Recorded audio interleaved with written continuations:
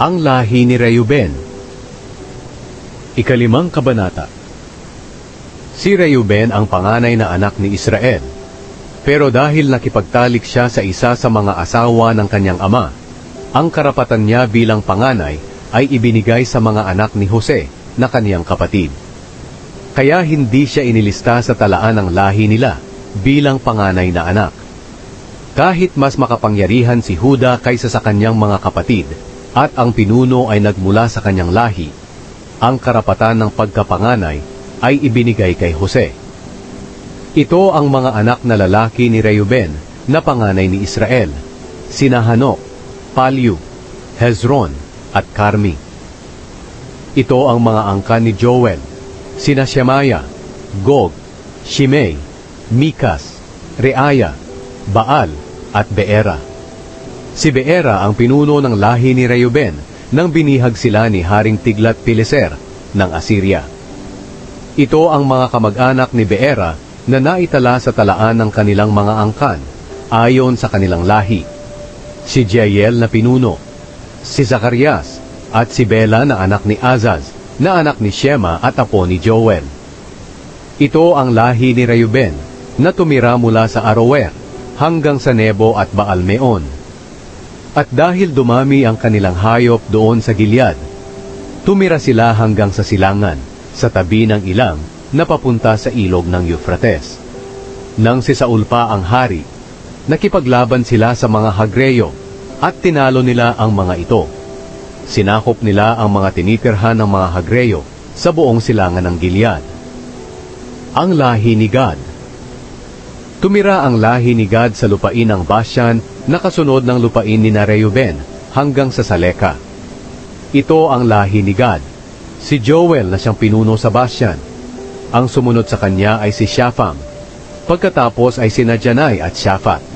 Ang kanilang mga kamag-anak ayon sa bawat pamilya ay sina Mikael, Meshulam, Sheba, Jorai, Jakan, Zia at Eber. 7 silang lahat. Sila ang mga angka ni Abihail na anak ni Huri. Si Huri ang anak ni Jarowa at apo ni Gilead at apo sa tuhod ni Mikael. Si Mikael ay anak ni Jeshishai at apo ni Jado at apo sa tuhod ni Buz.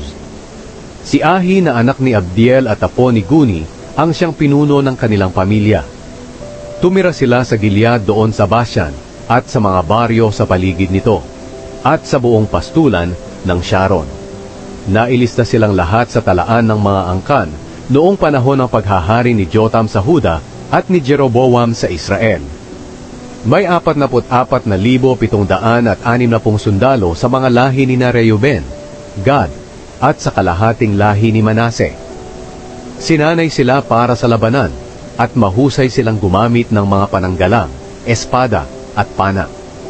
Nakipaglaban sila sa mga Hagreyo, Jetureo, Naphiseo at Nodabeo.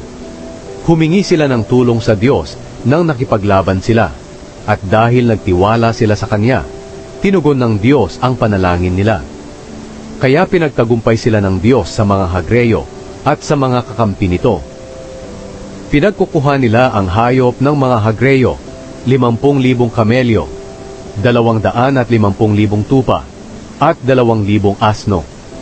Binihag din nila ang 100,000 tao, at marami silang napatay, dahil tinulungan sila ng Diyos sa pakikipaglaban.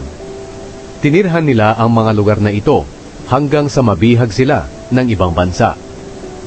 Ang kalahating lahi ni Manase. Ang kalahating angkan ni Manase ay napakarami. Tumira sila sa mga lupain mula sa Bashan, papunta sa Baal Hermon, Senir, at bundok ng Hermon. At napakarami nila. Ito ang mga pinuno ng kanilang mga pamilya. Sina Efer, Ishi, Eliel Azriel, Jeremias, Hodavaya, at Jadiel. Matatapang silang mandirigma at tanyag na mga pinuno ng mga pamilya nila. Pero hindi sila naging tapat sa Diyos ng kanilang mga ninuno. Sa halip, sumamba sila sa mga Diyos ng mga taong nilipol ng Diyos sa lupaing iyon. Ito ang dahilan kung bakit niloob ng Diyos ng Israel na lusubin sila ni Pul na hari ng Assyria na siya ring si Tiglat-Pileser. Binihag ni Pul ang mga lahi ni Reuben at Gad, pati na ang kalahating lahi ni Manase, at dinala sa Hala, Habor, Hara, at sa ilog ng Gozan, kung saan doon sila naninirahan hanggang ngayon.